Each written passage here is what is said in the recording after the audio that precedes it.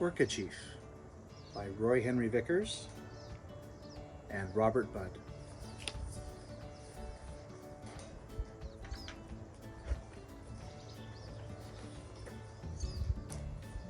Beautiful pictures.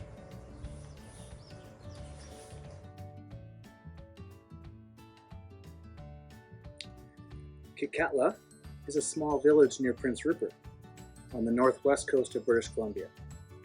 My people have lived here continuously for over 5,000 years, and this is one of our old stories, handed down for generations. In the old days, 4 men set out from Kitkatla to paddle to their food gathering place, known today as the Estevan Group. It was spring, the time to gather seaweed and fish for sockeye salmon. It was a long paddle, and when the men arrived, they wanted to drop their anchor and sleep. In those days, an anchor was a big, heavy rock with a hole carved through it and a cedar bark rope tied through the hole. The men were so sleepy, they just threw the anchor over the side. They didn't say a prayer. They didn't ask that the anchor find a safe place to land on the bottom of the ocean.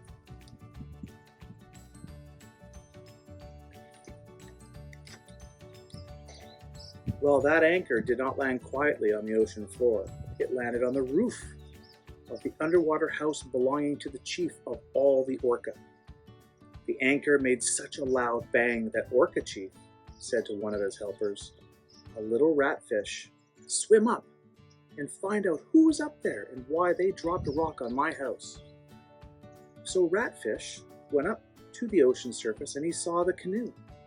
Curious, he swam around and around, with his tail slapping the sides of the boat.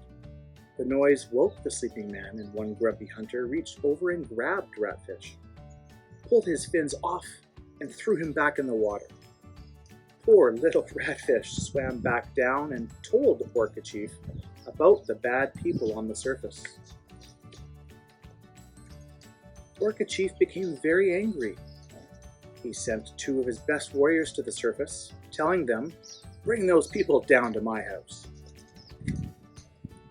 So the 2 orcas swam around and around and around and around, faster and faster and faster and faster, until they caused an enormous whirlpool that sucked the canoe right down, down, down to the bottom of the sea and through the door of the big house belonging to Orca Chief. Then all was quiet. The canoe, with the 4 surprised men in it, sat on the floor of the big house. Orca Chief looked at the men and asked, "Why would you drop your anchor on my roof?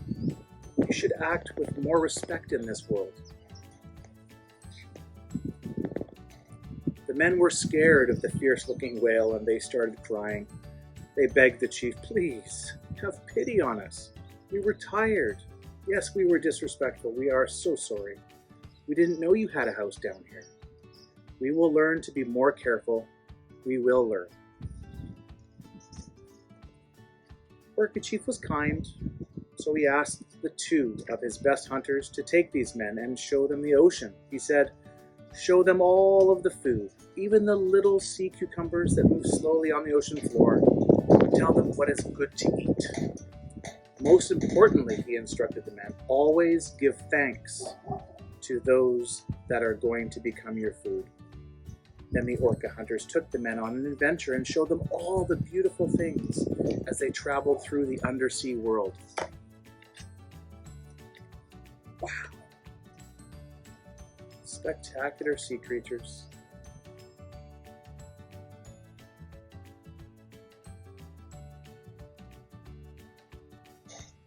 The whales showed the men that when the tides stop coming in and start going out, everything slows down. This is the best time to catch halibut, lingcod, and red snapper.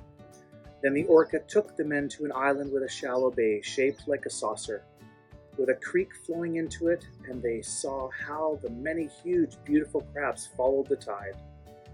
The men took their paddles and held them out to the crabs.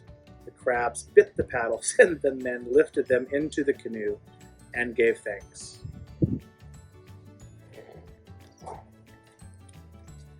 The orca then brought the men to the place where the Skeena River meets the Pacific Ocean and showed them where the Ulakan come in the spring.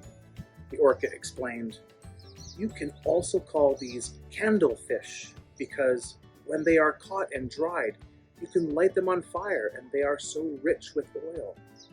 The oil would become an important part of the diet of the people and so valuable they would trade it all over the world."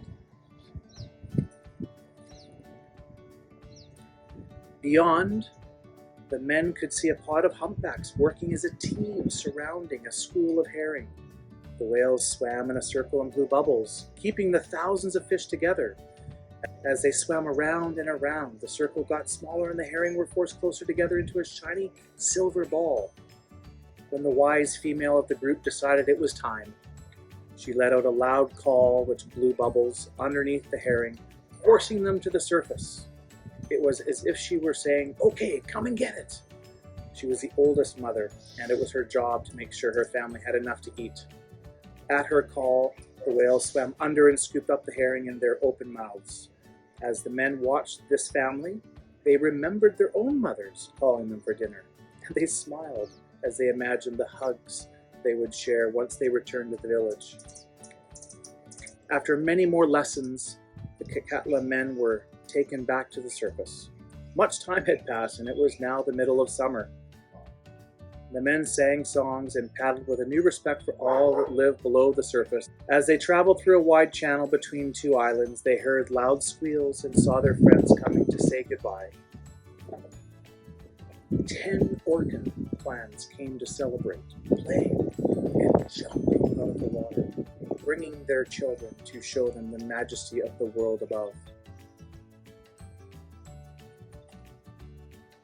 In the middle of this joyful gathering, the men remembered that they had promised to bring back food to their village. They had been gone a very long time, but their canoe was still empty, so they decided to try out what they had learned. They remembered that whenever the orca approached, all the fish would scatter and hide. They paddled their canoe away from the orca toward a large kelp bed near the rocks. The kelp were as tall as trees and firmly anchored to the bottom. The men cast out their net and waited with great excitement. They knew the fish would hide in the kelp forest away from the dancing, splashing orca. Suddenly, whoosh, the whole net went underwater. When they pulled the net in, it was full of fish. The men paddled home with lessons to share and a boat full of sockeye for everyone. And the whole village gave thanks.